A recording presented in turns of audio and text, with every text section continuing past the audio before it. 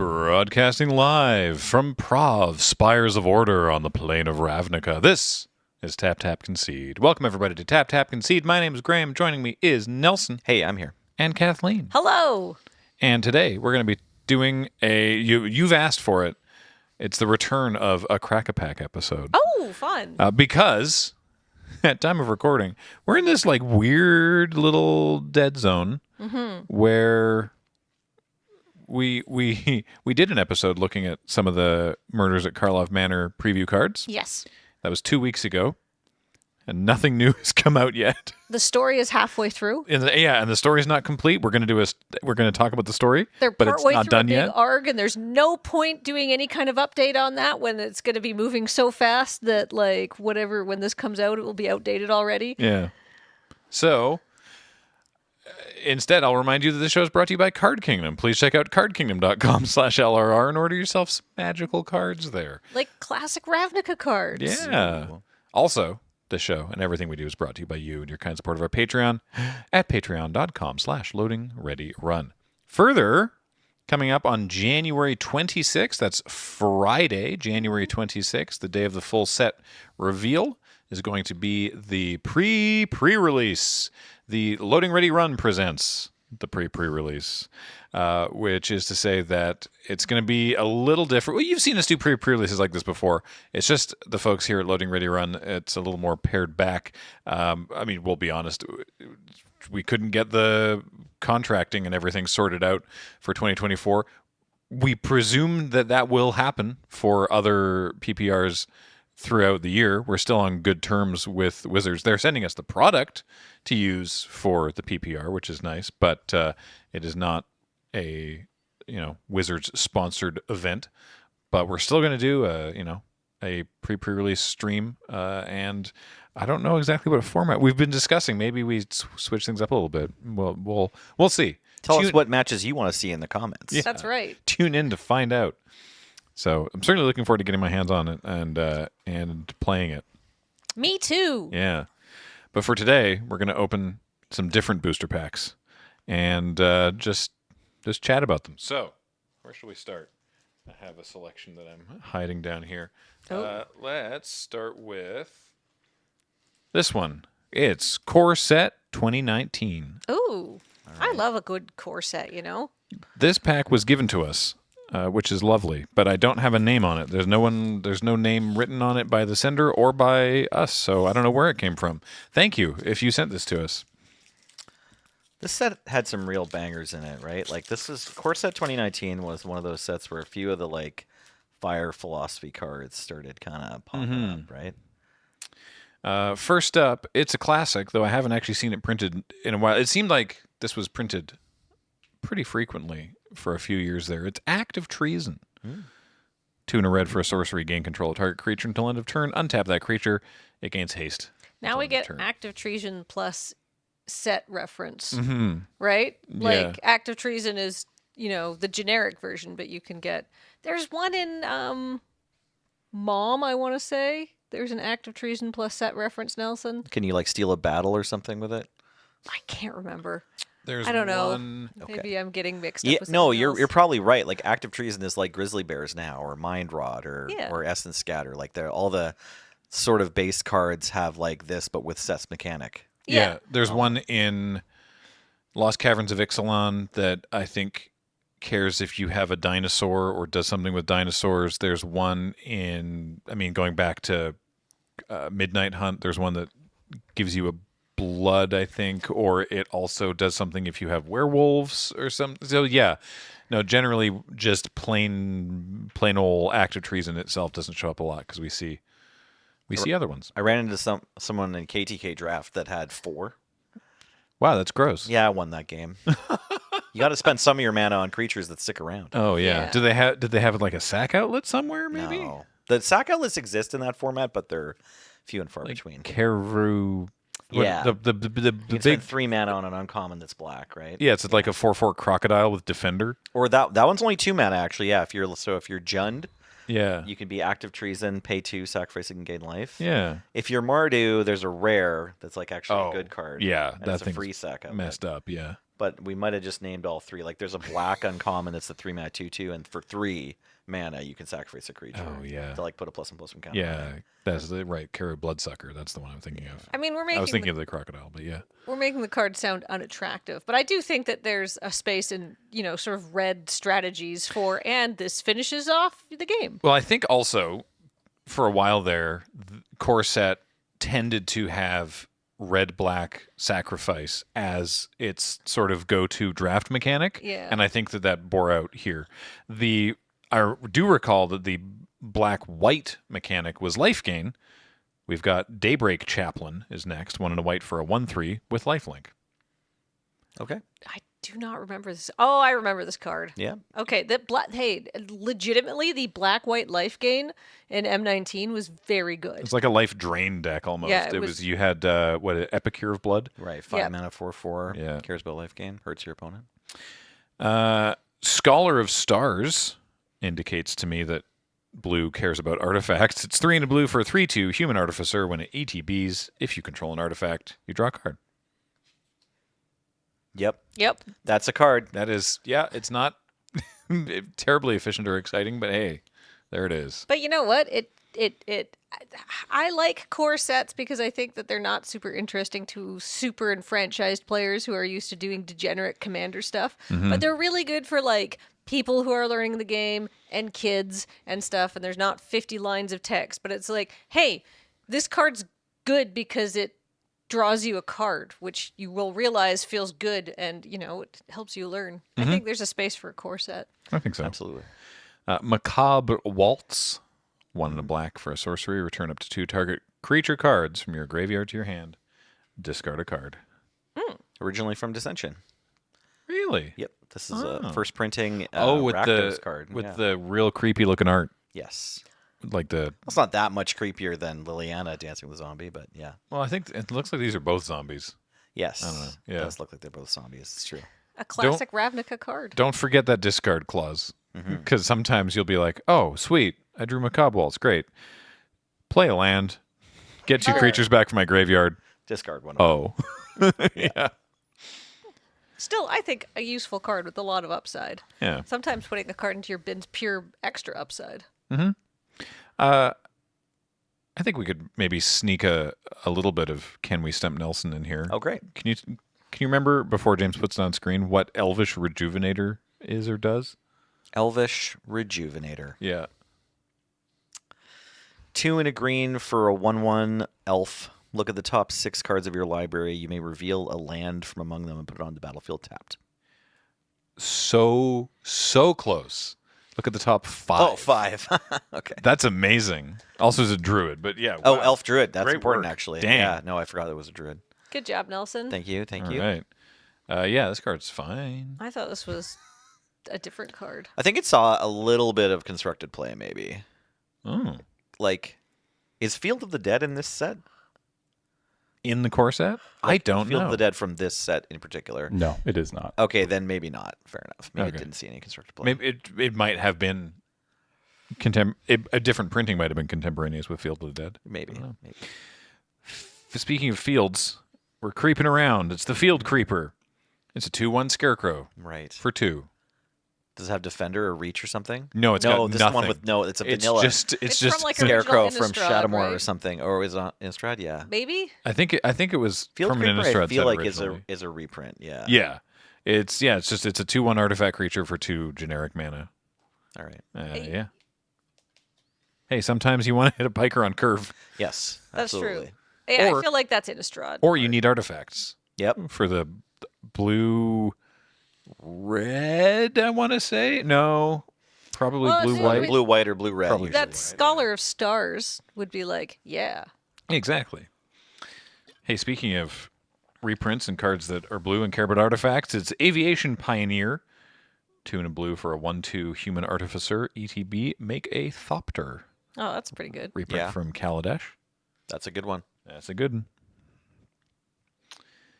Viashino Pyromancer. This is a fun one. This has got to be a Ravnica reprint. Yeah, I think so. Or at least it's set on Ravnica. They talk about the Gitu. Well, Oh, actually, yeah. there's Viashinu all around. Oh no, Gitu. This No, would this be is Dominaria. I think this card's This is just from this set. Dominaria. Oh, is it from Dominaria? Is this a reprint? Gitu Lavamancer. Yeah, it's which is a Dominarian card. this may be from this set originally, but this is set on Dominaria because it mentions They the have- G2. Anyway, it's a 2/1 for 2, 1 and a red, and it enters the battlefield, deals 2 damage to target player or planeswalker. This one for sure saw lots of constructed play. Yes. Yeah, that's a good card. Here's an Innistrad reprint. It's Rabid Bite. 1 and a green for a sorcery. Target creature you control deals damage equal to its power to target creature you don't control. So this card first showed up in Shadows over Innistrad, and I think this card is the debut of the move from the prey upon fight mechanic into the just let's let green punch people. Yeah. Like, I don't need to take your damage, I'll just deal my own things. Yeah, which is pretty cool. And Yeah. and also has been really common, but never templated. Yeah. Like, this creature deals its damage equal to its power to target creature or any target. That hasn't been shortened. Yeah, because No. fight was. Yeah, And I mean, That's right. people shorten it. It's fight and bite. Does it fight or does it bite? sure. Yeah. Perhaps appropriately, because I think Oh, this was yeah. the first time. Right. That's why we saw the that's why bite, we say. I right? thought that's why we say bite. I say punch. I just always hear people saying punch, I should say bite. which is funny because in KTK you had Am I- Savage Punch, which is like a fight card. Oh, yeah. Isn't that funny? Yeah. All right. That's even more reason to say bite. Well, Okay, if you say I'm not bite, saying if you say bite, people understand what you let mean. me know in the comments, or just I'm having a Berenstain Bears moment. All right. Fight or punch. Sound Right. off below. Bite or punch. Sorry. Bite or punch. Yeah. Pardon me. Or if you Okay. have a third option for I'm gonna- this effect, hit us up. All right. I'm gonna complicate matters with our next card, which is Sovereign's Bite. Oh, Sovereign's Bite is just a lightning helix to the face, right? It is. Yeah. 1 and a black. Target player loses 3 life and you gain 3 life. This saw constructed play, but only among sickos. Yes. Yes. In what context? There was some kind of like 2-color burn deck or monocolor. Like, it was like there was like a budget build, like cool. kill them with this and bump in the night effects or whatever was in standard. Like, it was like every card goes face or is a very cheap creature. I love it. Yeah, Fun. Who's Queen Leanne? great question. Neat. Possibly This from is a Eldraine. I don't know. This is a core set. Mm-hmm. So core sets are not set on any one plane. So it could just be something random, or it could be a deep reference we haven't gotten to yet. Give us a Queen Leanne card. Always fun to mine previous Cowards. flavor text for You stuff. know. Ether Tunnel. 1 and a blue for a creature enchantment. The enchanted creature gets +1/+0 and can't be blocked. Hold up. This queen has to be a vampire. Yeah. So she's got to be from a plane where there are vampires that Olgrotha. have royalty, right? Olgrotha. Could be Olgrotha. Could be Ixalan, right? Oh, yeah. Anyway, sorry. Ether Tunnel. It's an Aether Tunnel. Yep. This auras are like still this thing you got to watch out for Unlimited, where you don't want to get 2 for 1, but this can win the game on the spot. So risk reward, right? This is a fun one. Hey, I think I figured out what blue black's mechanic is. This is Psychic Symbiont, which is a fascinating word.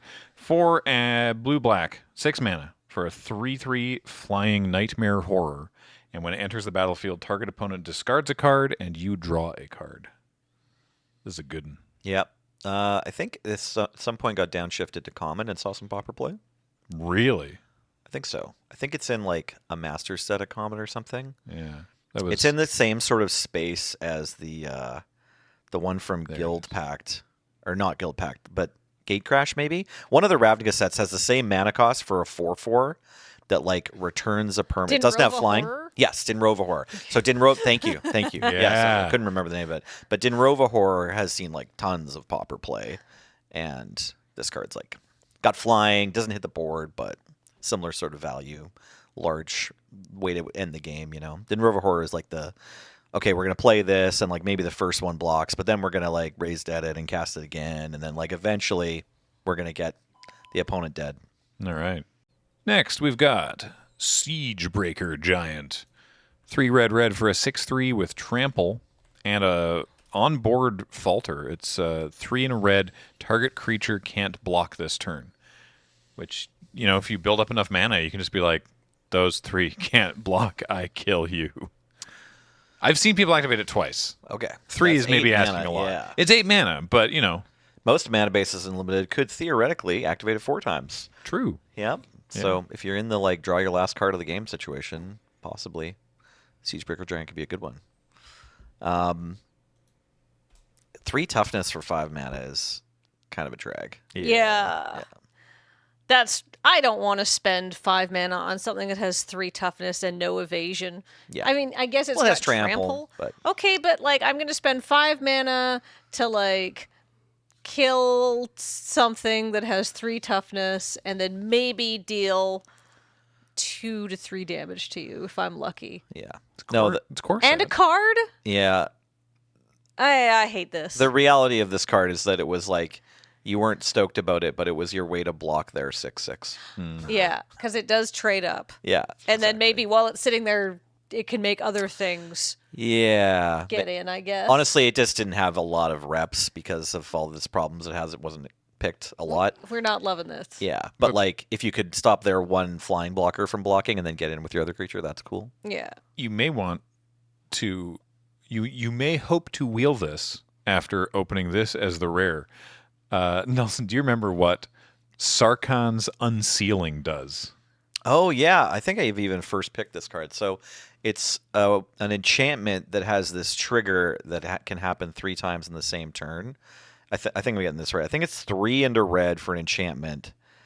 And then I forget how you activate it at all, but like the first time you activate it, it deals like 2 damage, and then it deals 5 damage, and then it deals 7 damage. You're on the right track. It's Okay. actually easier to do. Okay. So it's 3 in a red for an enchantment. part's Absolutely. right. Okay. Whenever you cast a creature spell with power, 4, 5, or 6, you just deal 4 damage to anything. Oh, that Right. suddenly makes that much more appealing. So every time you cast a big creature, it deals 4 damage to anything. And then if you cast a creature spell with 7 power or greater, it deals 4 damage to every opponent and creature and planeswalker they control. Right. So it's Okay. basically a one-sided wrath if you cast something with 7 power. Wow. But if you cast that Siegebreaker Giant, you just get to hurl 4 damage around. I have also first picked this, and it's worth first picking. It seems incredibly fun. You can build around this. Yeah.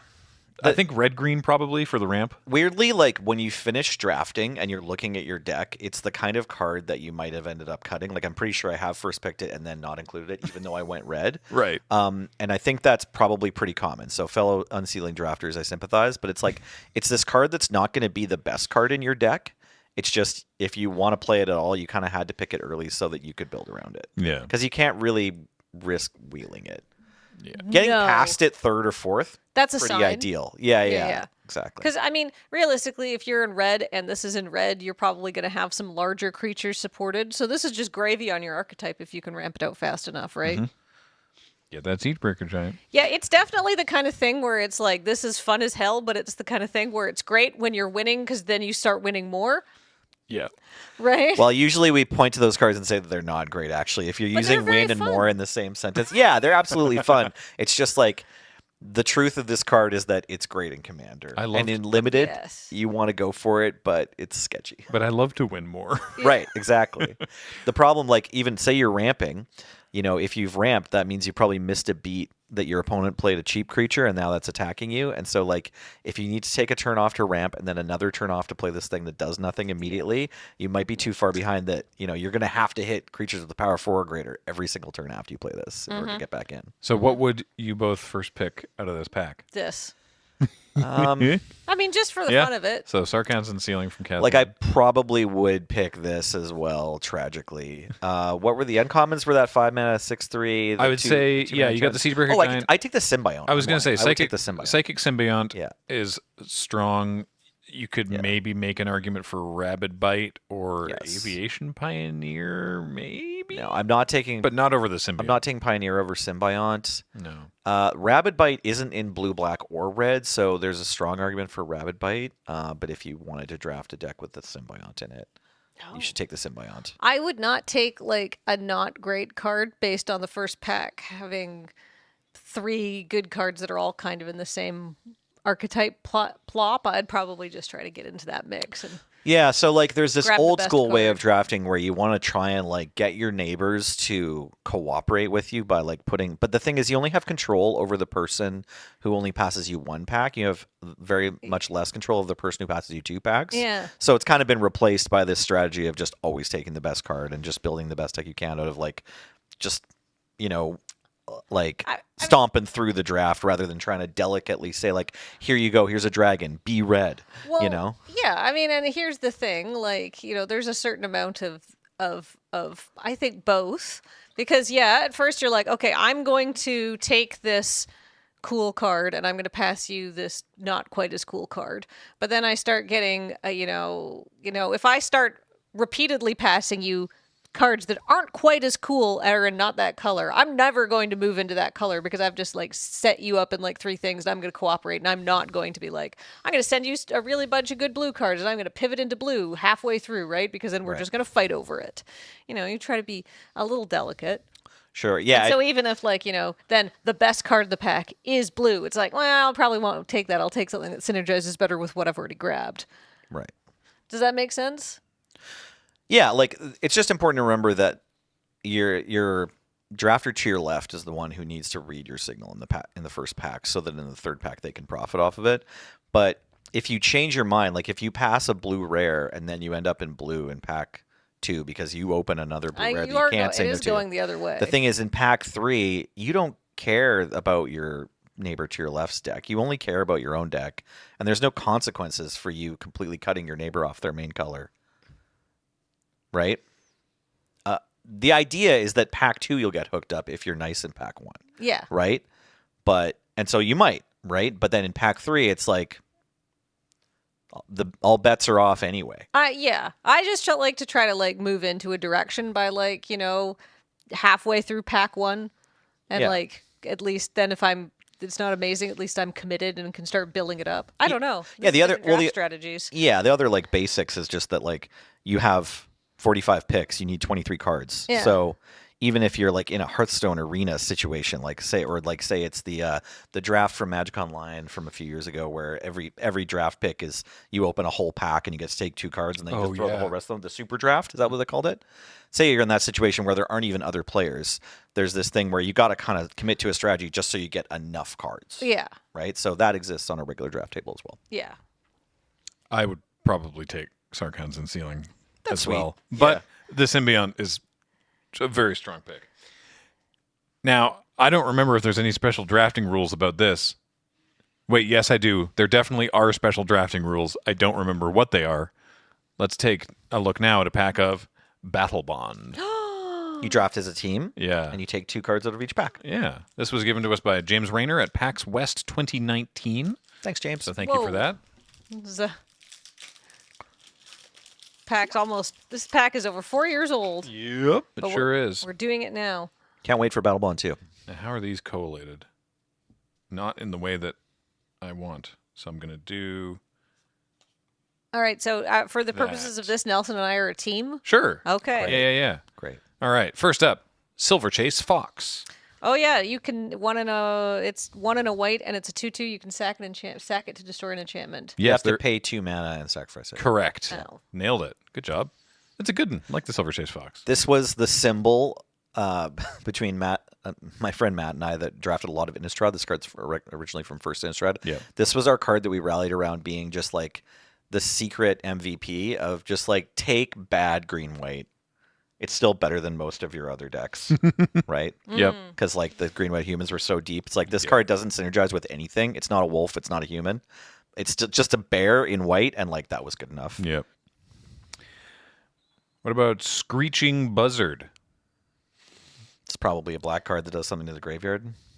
Oh, it's this one. Close. Right. 3 and a black for a 2/2 bird with flying. Whenever Screeching Buzzard dies, each opponent discards a card. I am not interested in a 4-drop that does something when it dies. This card's from Onslaught. Really? Some time back there. Maybe Odyssey. This is an old card. No. We're looking at a new border of it, but this is an old border card. Reminder, though, Kathleen. Oh, Onslaught was right. Nice. In Battle Bond, Yes. that means that both members of the opposing team discard a card because it's each opponent. Each opponent. Oh, wow. Yeah. See, okay. there's so many cute little... I didn't even catch that either, Graham. Good catch. Oh, thank you. There's so many awesome little, like, love letters to the format inside of Battle Bond. All these Yeah. cards that have like a new life because you have two opponents. Okay, it's been it goes up a bit, but I'm still like not. Yeah, that's fair. It's still 4 mana for a 2/2. We haven't hit our first picks yet, Kathleen. Yeah. Tandem Tactics. This one's That important. that was good. This one's important. Flavorful, yeah. 1 and a white for an instant. Up to 2 target creatures each get +1/+2 until end of turn. You gain 2 life. I recall this being very good. Yeah, it's fine. Yeah. It's probably still not the first pick, but it's got a great name for a Battle Bond card. That's true. Yeah. This one doesn't synergize at all with how the format works, but it's fine, I guess. Shambling Ghoul. It's 1 and a black for a 2/3. Enters tapped. Yep. Remember when that's how black got a bear? It had to have a downside. Some kind of drawback. A yeah. drawback. Well, I mean, black also had like there's like a blinded phantasm or blinded ghoul or something, and there was like Drekavac. Like black had Watchwolves back in the period before Battle Bond as well that just had some brutal drawback. Like there's a card from I want to say Mirrodin, but maybe it's Onslaught area that was like a 1 and a black for a 3/3. But every time your opponent casts a spell, it gets -2 or -1/-1. So if they can like storm 3, then they just kill it. Just kill it? Yeah, Wow. and then Drekavac was this interesting card from Dissension where when ETB, you have to discard a creature specifically, like, and you can't. Oh. It's not or sacrifice or pay life. It's just like you have to have a creature card or you sacrifice it. That sucks. Yeah, Oh, kind yes. of like Shambling Ghoul. It's sort of bad. Yep. Right, the Azra. They're the people that live on They're the devil people. Kylum, Yeah. which is where Battle Bond takes place. And they're kind of like tieflings, right? Yeah. A little bit, yeah. So here's Azra Blade Seeker. I assume you don't remember what this card does. Azra Blade Seeker. No, I don't. Okay, cool. 2 and a red for a 3/2 Azra Warrior. When it enters the battlefield, each player on your team may discard a card. Then each player who discarded a card draws a card. So basically, it's a 3/2 for 3, and both of you get to choose whether or not you wish to rummage. Nice. Seems sweet. It's a warrior, so that synergizes with some other. That was relevant, wasn't it? Yeah. Yeah. Yeah, there's a warrior sub theme in this set. Oh, heck yeah. It's our boy Saddleback Lagak. Nice. 3 and a green for a 3/1 lizard. We love this man. ETB support too. ETB support too. There you go. From Oath of the Gatewatch. Saddleback Lagak sure is fun to say, but is it good in standard? I don't know, but somehow I ended up with 30 of them, so get them out of my house. It's one of my favorite. Lines from Friday night. It's Yeah. It's from Cameron's Ubrew Standard Warehouse. Speaking of support, Lead by Example from Battle for Zendikar, I think. 1 and a green, instant support 2. This could be pretty backbreaking and just the right combat. Because you get to do it to your partner's creature too if you want. Yeah, I think so far the tandem tactics is more important. It's funny, Battle Bond, I mean, maybe it's just this pack, but I didn't remember how much of it relied on Battle for Zendikar block mechanics that are just better in team games. It's funny. Frost Links. Good old core set reprint here. 2 and a blue for a 2/2 that freezes something. Yep. Yeah. I feel like these cards are not as good as they used to be, but this was pretty good in this set. Yeah.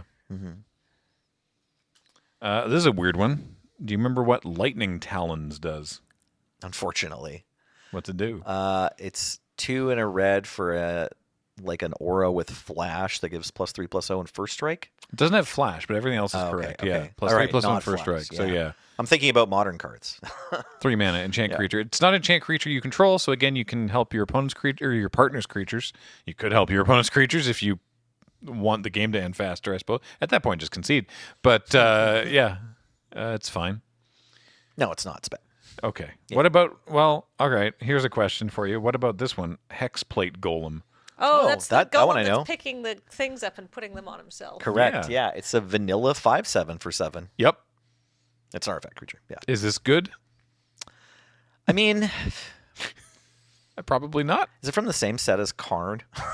It's from Scars of Mirrodin, Yeah, I think. So other Scars are Besieged, one of the first two, right? And then the third set had. It's funny, just like the era that this is from and the mana cost. I'm like, I'm used to casting something that costs this much. But no, this card's actually fine. Like, you would include it in your top end if you didn't have like a flyer. All right. Yeah. But we do have a flyer. We've got, man, I don't remember any of these cards. Nimbus Champion. 5 and a blue for a 4/4 flyer. Whenever it attacks, you may return target creature to its owner's hand if that creature's power is less than Oh, there you or go. equal to the number of warriors your team controls. Mad warrior synergy. This is an Avatar warrior itself. So if it attacks, you just bounce a 1/1. Less Yeah. than or equal to, yes. Or maybe like an 04 if they have one of those. Yeah, that's true. Yeah, That's it's not the mana cost, it's the power. guess. Yeah. I mean, That's, yeah. I feel like an 04 those two is stat lines tend to cost the same amount of mana. Yeah, but I feel like an 04 is you're counting on doing a little bit more from you in your board state if there's a 6-drop on the board than Sure. a 1/1. Hoping to block the ground warriors with it. Yeah. That's a cool one. Speaking of a cool one, Jellin Sphinx. Oh, 3 white blue for a 1/5. now is this an Azorius Sphinx? It is. It's got flying and vigilance, and whenever it attacks other attacking creatures, get +1/+1 until end of turn. And a 1/5 flyer with vigilance is pretty easy to attack with. You're pretty comfortable putting that one into the red zone, Yeah. and then all your other stuff gets bigger. This is a good one. All other attacking creatures. So again, your partner's creatures also get boosted by this. So Yeah, that seems like It's playable. It's a 1/5, but I mean, it's also got vigilance. yeah, I don't know. This seems like to Blocks be well. good. Yeah. Also gets bounced by that. The previous card. it Yeah. does. Yeah. Yep. Hey, here's a fun way to mess with combat. Battle Rattle Shaman. It's Zendikar. yeah, I can see. Yeah, exactly. He's got his battle rattle. I don't know what the cards do, but I can see them. That's right. 3 in a red for a 2/2 Goblin Shaman. At the beginning of combat on your turn, you may have target creature get +2/+0 until end of turn. Yeah, this was from original Zendikar block. Yeah, this card had 2 modes. It was either totally useless or completely slapped. Yeah. that sounds about right. Yeah. We got a beast token and a plains, and our rare is a card that exists. Mind's Eye. Oh. 5 mana for an artifact. Whenever an opponent draws a card, you may pay 1. If you do, draw a card. Wow. Forgot that this card was in this set. That's a good card. I actually don't know how high to Maybe. evaluate this card in Battle Bond Draft. Not for draft. So every Well- time on your opponent's draw step, You can pay they're 2 to draw 2 cards. they're drawing 2 cards. Yeah. Yeah, so maybe it's fine. I like the 6 mana 4/4 flyer. I would take that, and I would take the Jellin Sphinx. I like the Jellin Sphinx. I like the Lagak. So I don't know. I'm not sure if Mind's Eye is better than Jellin Sphinx. I might. Well, be. you get to remember, you take 2 cards out of here. Yeah, that's why we're. But yeah. one of them's going on that Avatar Warrior. Yeah, both of us like one the of my Avatar picks for Warrior. Oh, the Nimbus champion? Yeah. Yeah. Nimbus Champion seems very good. And I don't think it's hard to get a warrior sub theme going. And even if you're only hitting one, that's fine. I think I might because I don't know if I've had a Battle Bond deck with a Mind's Eye. I think I would probably grab it just to I find think out. so too. I think I'd the say, hey team, let's put some reps on Mind's Eye and find out if it's terrible. Also, the then we're the not tantalizing- committed to blue white. Yeah. 'Cause by taking the Jellin Sphinx. Also, we're if just you getting pass the Avatar. Jellin Sphinx, you get to bounce it with your Avatar because your opponents are going to take it. And you're like, oh, Yeah. this is the most mana anyone can put on a creature with 1 power. And we get to bounce it. The tantalizing prospect of potentially drawing 3 cards a turn is, it's too tempting. I would also, I'd be tempted with Nimbus Champion Jellin Sphinx just because it's like, all right, big flyers in white, blue, let's go. But I think I would take Nimbus Champion Mind's Eye, assuming my partner agreed.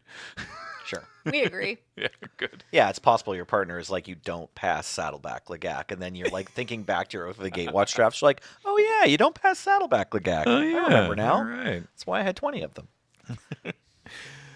All right, next. We're What else is moving. coming out of Graham's deep pockets of packs. We've got a little more. I figured we'd go for something more recent and silly. So we've got Unfinity. Yay! Yeah. This was given to us by Emmett Cowan. Pardon me, Emmett Cowan. There's a parenthetical, cow, like the animal. Okay. What's up, Emmett Cowan? Or the Gitrog Squirrel. This was given to us at MagicCon 2023 in Minneapolis. Oh, nice. So this is very recent. Thanks so much. Yeah. How are these packs collated? Okay, well, we got commons first. Robo Pinata. 2 and a white for a 2/1 clown robot. When Robo Pinata dies, choose one. Either you get 2 tickets or you may put a sticker on a non-land permanent you control. Have you had opportunity to really pop off with the stickers deck? No. I have stickered once, I think. I think one of my decks did put some stickers on some things, and it was cute. Mm-hmm. Yep. I've done a pretty disgusting attractions deck, and I've done stuff with like dice rolling and things, but I don't think I ever went hard on stickers in the opportunities I've had to draft this. But Why would they make the pinatas able to speak? why don't they remove the chip that makes me feel pain? Scooch is next. Oh, that's the rat. Little scooch. Nudging the... Just a little scooch. Little scooch. 1 and a black. For an instant, add or subtract 1 from target creature's power, target player's life total, or target die roll's result. Draw a card. What? No, that's ridiculous. Of course the rat doesn't work for the park. I've never seen it before in my life, says Monoxa, Midway manager. So that was my flavor text. And originally, there's another card with this same rat. And they were like, maybe these are connected. And so I had this one, which is like, what? I've never seen that rat before in my life. And then on the other card, Monoxa being like, great job, stay out of sight. Yeah. But they opted to do something different for the other one. But they did keep Monoxa, which is Kathleen's name for the. Yeah. I think because I had like a shady assistant manager that I had put on a bunch of cards that didn't make it to. His name was like Scrunt or something. Yeah. He was just like The kind of person who would bribe a rat. yeah, exactly. Monoxa wouldn't, and so I assumed that's why they didn't. But anyway, may be aware that the rat is being bribed, but perhaps yeah. Yeah. This card's cool. You could kill your opponent with this card. You can just get him to 1 and be like, we're just gonna scooch that down to 0. I don't know. I think this card is honestly pretty sweet. I think it's got a high upside. Yeah, I think so too. With the like power really messes with combat. Die rolls could really mess people up, and it replaces itself. Yeah. when you subtract 1 from a creature's power, that's permanent, right? How does this work? Like It doesn't say end of turn. It doesn't say end of turn. Wait a minute. It's a squirrel card, right? Like on the bottom, like you don't have to. It is an acorn. You're right. Yeah, Yeah, acorn. Yeah, it's an acorn card, so you don't get to have a like official judge ruling. Maybe I would say that it just does that forever because it doesn't say until end of turn. Seems right. And they did that once before with a unset. With probably there was the punch card from Unstable. Okay. That didn't say until end of turn. They were like, well, I guess it doesn't say until end of turn. Excellent. Next is Unlawful Entry. 1 and a blue for an instant. Target creature gets +1/+0 and flying until end of turn. And whenever you put an art sticker on a creature, you may return Unlawful Entry from your graveyard to your hand. That seems pretty good. Really? Well, you get to bring it back every time you art it. I mean, in a stickers deck. Yeah. Okay. So upside, you get to cast your 2-mana jump more than once. I guess. Yeah. If you're casting 2-mana jump every turn, maybe it's I guess fine. the downside is that in your 2-mana jump is a card in your deck, and maybe that's not good. So it reminds me of this card from Hour of Devastation that was like 3 mana. Target creature gets +3/+3 in flying until end of turn, and like whenever a zombie enters the battlefield, you pay white. That to card return it to your rocked, hand. actually. Yeah. So like that card is kind of similar to this card, except it's good.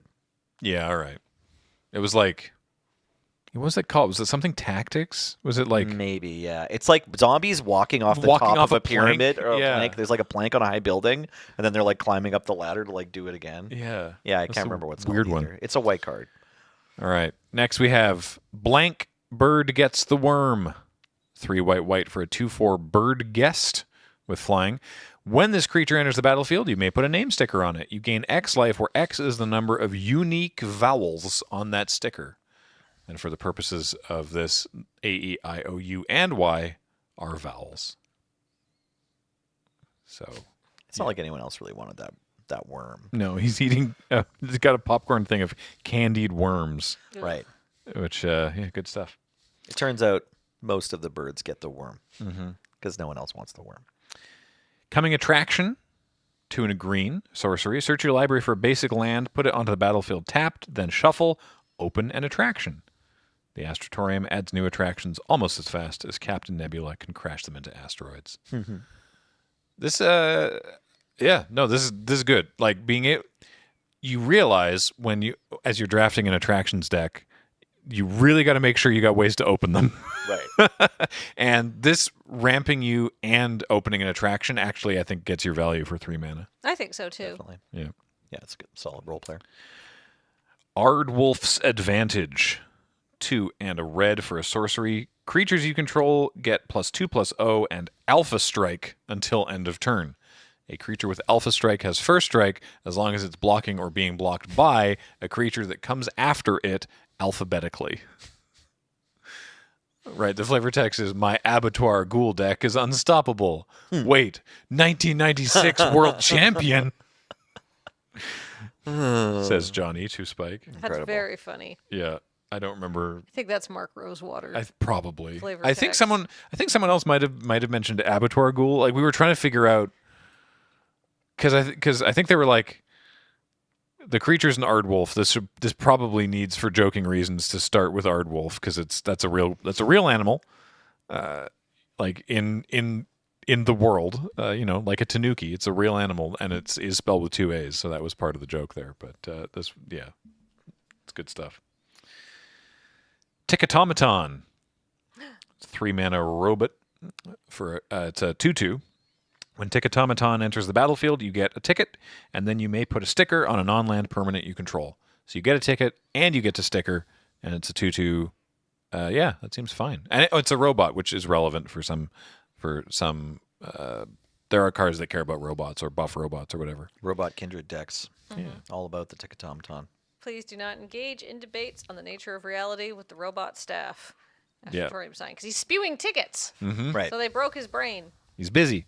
There's a couple of references to sort of deep focused arguments being assaulted or staff being assaulted with them. Yep. In this set. Next, we have Octo Opus. 3 blue. This card's great. It's an enchantment. When it enters the battlefield, you make a 4/4 blue octopus performer creature token named Contortionist. With, at the beginning of your upkeep, you may fold this token in half. So it then becomes a 2/2, and then a 1/1, and then a half, and so on. Sacrifice Octo Opus, draw a card and an additional card for each of Contortionist's folds. So, if you don't want to do any folding, which, by the way, the token for this is brilliant. The token's fantastic. On the one side, it's a 4/4, and then on the other side, half of it is a 2/2, and then half of the remaining half is a 1/1. Like, they basically infinity down it so that you can keep folding. It looks like Who, What, When, Where, Why, or whatever. Yeah. So if you don't want to fold it, it's 5 mana for a 4/4 and draw a card, which seems fine, actually. Pretty solid. Yeah. But if you want, then you can, get a 2/2 and then draw 2 cards on your next turn, or keep on folding it and draw a bunch of cards. It's good. It's good stuff. Because you can fold it down, and then it's like a quarter. And you get to draw If you can get that far, yeah. Yeah. Yeah, and then you get to draw 4 cards or something, right? Yep. Yeah, and Yeah. you just you don't have to pay to sacrifice it. Just chump and then sack. Another blue card. Blank Trespasser. 1 and a blue for a 2/1 human rogue guest. When this creature enters the battlefield, you may put a name sticker on it. And for 3 and a blue, this creature gets +1/+0 until end of turn for each name sticker on it. It can't be blocked this turn. All you got to do is walk with purpose, and run with purpose, and clear a 5-foot gate with purpose. Discussing how to get into a movie for free or whatever. Yeah, right? exactly. The classic, like how do you enter a park Just look like without you're paying? supposed to be there. Just look like you're supposed to be there. Maybe get a clipboard. Yeah. And they're also wearing like 6 different employee name tags, and I Nice. think have 2 different iterations of Astrotorium uniform on. Just in case. Yeah, just in case, because they're jumping the employees only sign. I don't. This is good. Let me see. So it's a piker, Yeah. With So that's good. An extra ability. and then so then it gets 1 name sticker naturally. It has space for 3. So then for 4 mana, you can make it an unblockable 3/1 if you have this mana going spare. Yeah, all right. Actually, this card is pretty good. I've never played with it myself. Trigger Happy is 1 and a red for an instant. Choose a triggered ability of target permanent. It triggers. You control that ability. Whenever you copy a triggered ability, you may do a little dance. Whenever being a triggered ability. I think every flavor text suggestion was variations on like when you cast this card, snort air through your nose in Right. laughter or something. Like They it was had all the like versions of a triggered ability. I think that's Yeah. I think that we just all without conferring agreed that was what we Nice. were going to do. Yes. But this seems super fun that you get to be like, hey, that thing over there, what? That happens. I control it. This card seems like it could have like some really hilarious moments in Commander.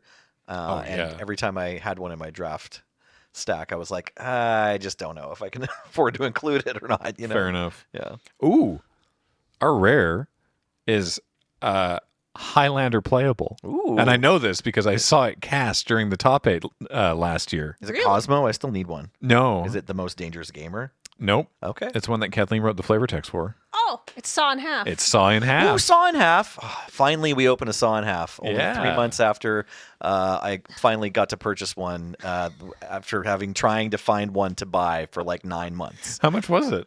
It's worth like, I don't know, $5 to $20 depending on your version, I think. Dang. Wow. All right. Yeah. So it's 2 and a black for an instant. Destroy target creature.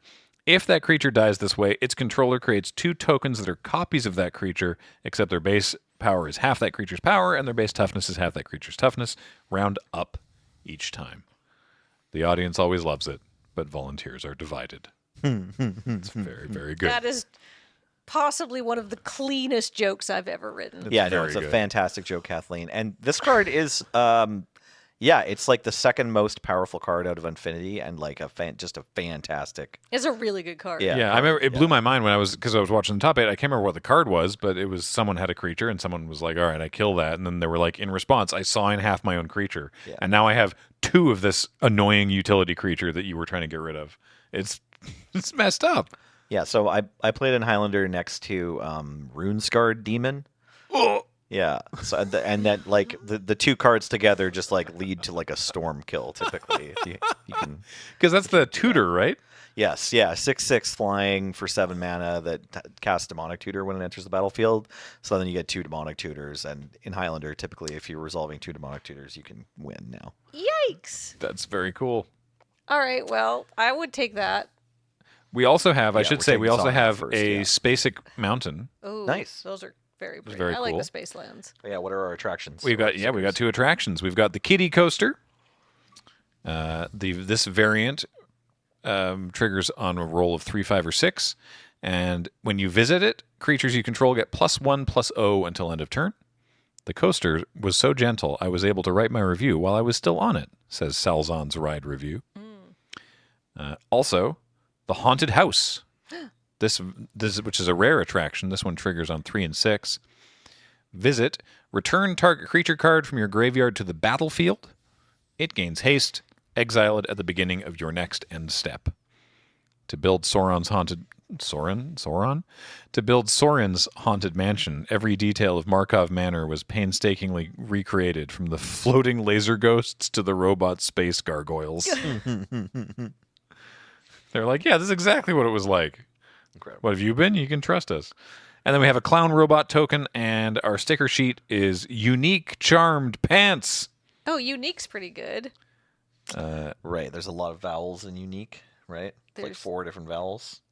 3 different ones, but 4 vowels total, and it's just longer. Yeah, it's 3 different. Charmed is 7 letters. Oh, right, U's in there twice. Yeah. Right. It's got art stickers of some kind of frosty, someone going ah, and an octopus, and it's got the ability stickers of tap to add 1 mana of any color, and whenever this creature attacks, if it's not a brushwag, it gets +X/+O until end of turn, where X is the number of super types, card types, and subtypes it has.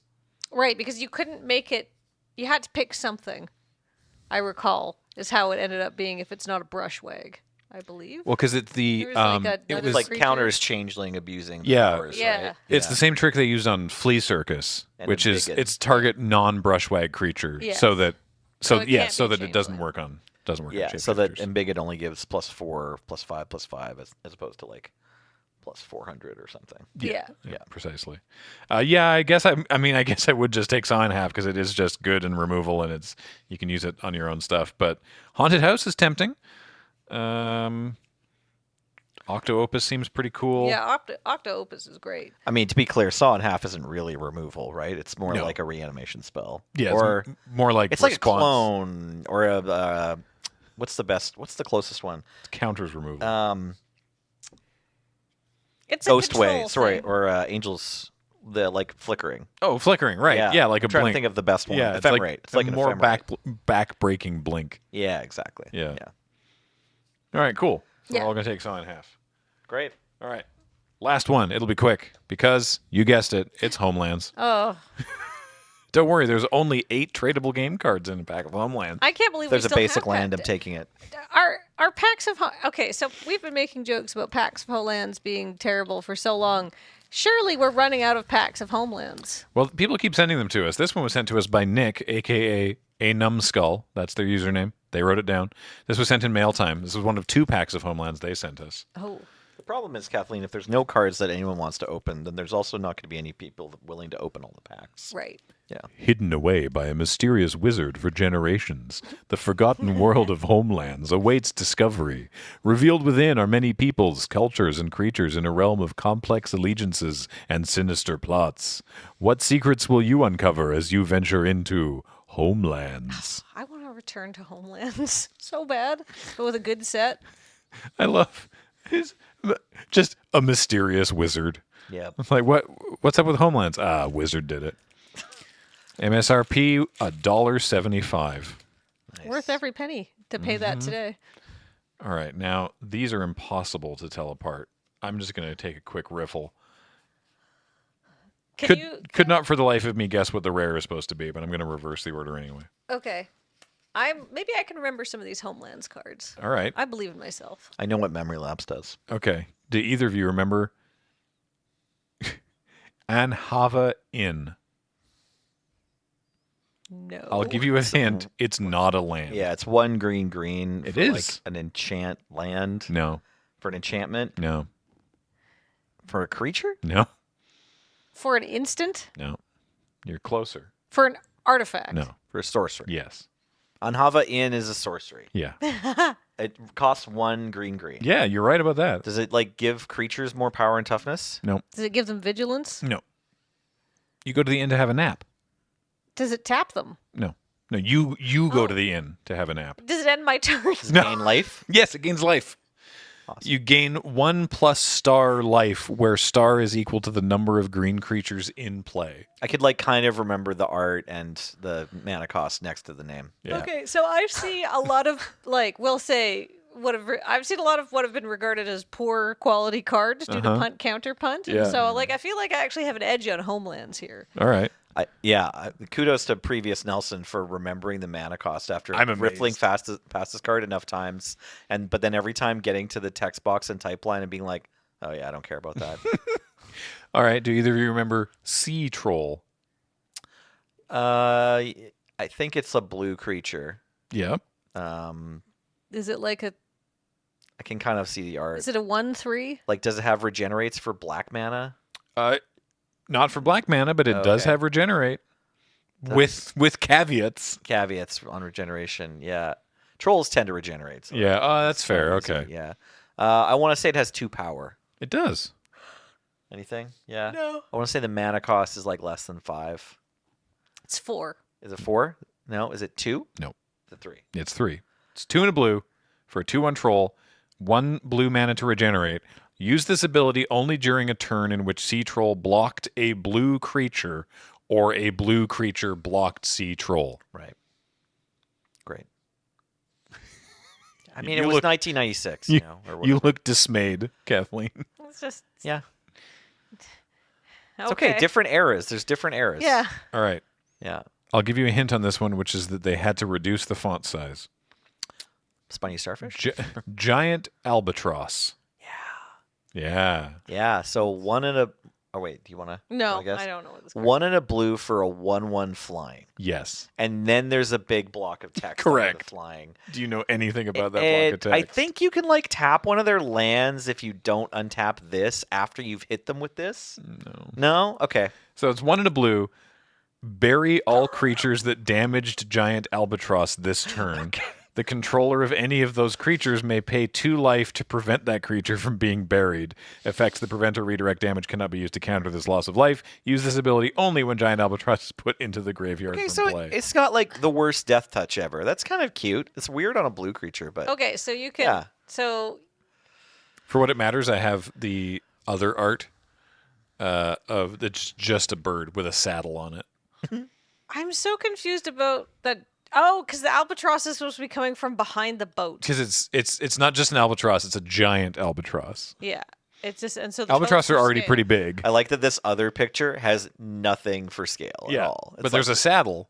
right, An empty saddle. but it could be for a mouse, right? Like we don't know who's yeah, put a which human side's in it saddle. if it's supposed to be huge. Yeah, I love that we have like back then. I assume they were like, well, I can't put someone in it because it's about the albatross, but we'll put a thing on it. And now it's like this like giant dragon or whatever, and the creature type is elf because there's a little elf riding it, and it's Right. like, oh, that's the creature. that's Oh, the okay. creature. Yeah, funny name for a goat, right? Yeah, exactly.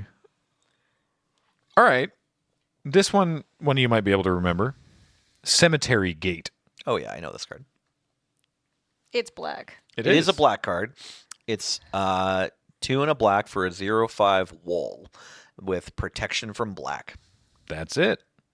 That makes sense. It This can card- keep the zombies in. It keeps your pestilence around. They play it in Pauper sometimes. So Oh. if you're playing pestilence, you might play it. Just the place for a picnic, says Murat, 'Cause Death you- Speaker. Yeah, you can pestilence for as much as you want, and this never takes any damage. So then you always have a creature in play. Oh, man. It's Aliban's Tower. Also not a land. Yeah, Is it a white thing? A blue thing? I don't An remember. artifact thing? A sorcery? An instant? Yes. Like that, we're just going through every single card type. Yeah, Well, like it doesn't make it's fine. It, That's what No, we it had makes to do no for sense that- Anhava in. it makes right? no we sense went through that it's a every card tower. type before hitting. It's like it's the name That's of why a I said place, sorcery and we first, got 'cause the sorcery end was a last. sorcery. Yeah, the end was sorcery. So maybe the tower is a sorcery. I don't remember this one at all. So it's an instant. Oh, great, Great. Of course it is. Because you said that it's red. Okay. It's 1 and a red for an instant. Target blocking creature gets +3/+1 until end of turn. God, yeah. Wow, that's so situational. Yeah. This card just makes me want to. This one at least looks like it's doing something. Like there's a wizard and they're like enchanting the tower or something. The one I have is just some dudes on a horse looking at a tower. It's like, Nice. oh, There it is. Look at There's that. The tower. It's a homeland. I'm getting +3/+1 for some reason. yeah. Hey, I will say I do kind of dig. Only the, when blocking. Can I say I like the art style of Homeland? I like Yeah, the art. absolutely, It's- absolutely. I No like the shade to art. any of the art Yeah. in all of Magic, really. It's just kind of like this was a different time for art and like stuff like that as well. yeah, absolutely. Oh, speaking of art, here we go. Willow Fairy. Oh, nice. This probably is Is it like a 1/1 vague- for 3? vaguely NC-17 art, I bet. It's a green creature, right? It is a green It has creature. flying. Uh-huh. And like I feel like costs it's 2 mana. I feel like it's more than that.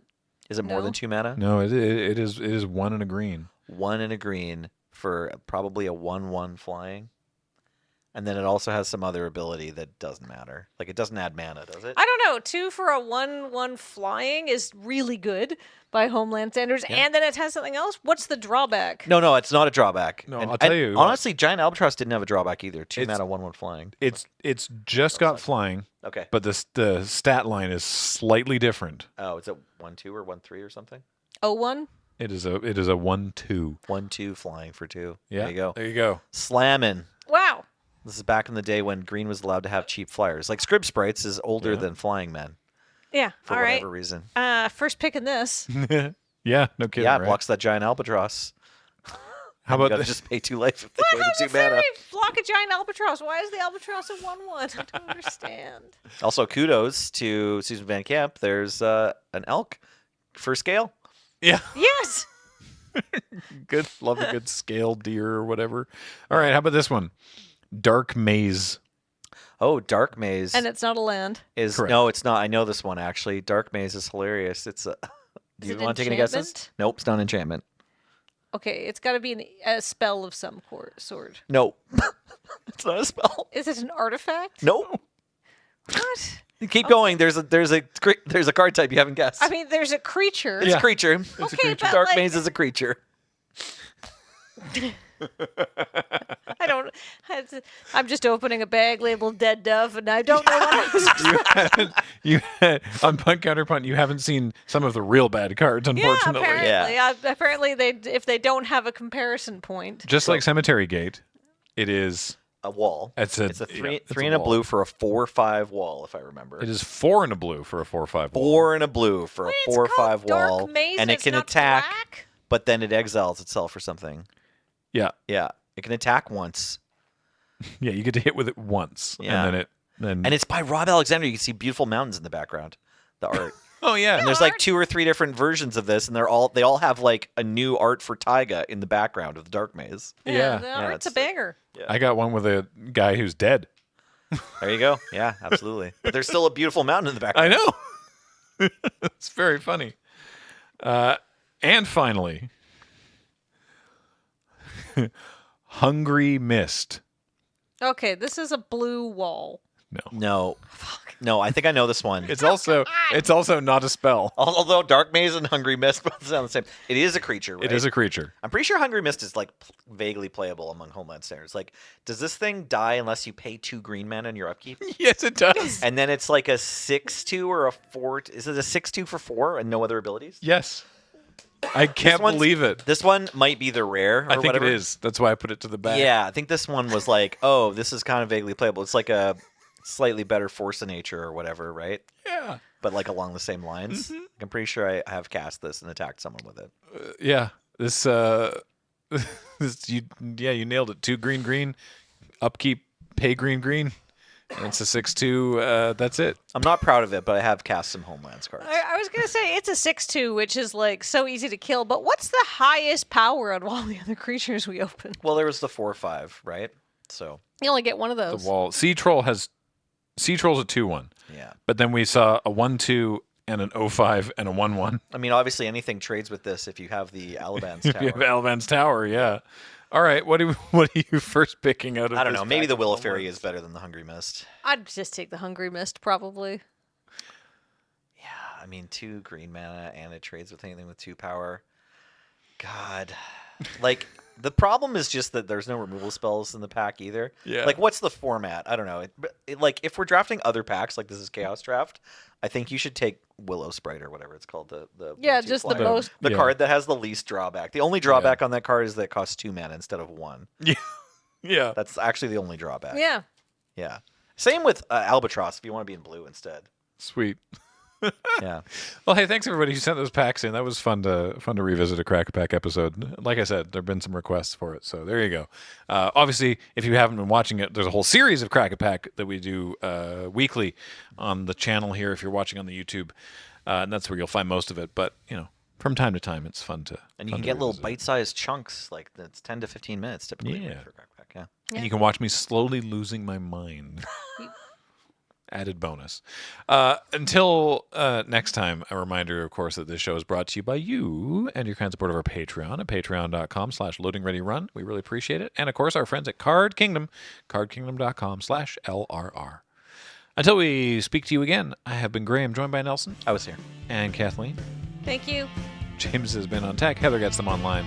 Thank you all so much for watching. We'll talk to you next time. Bye. Bye.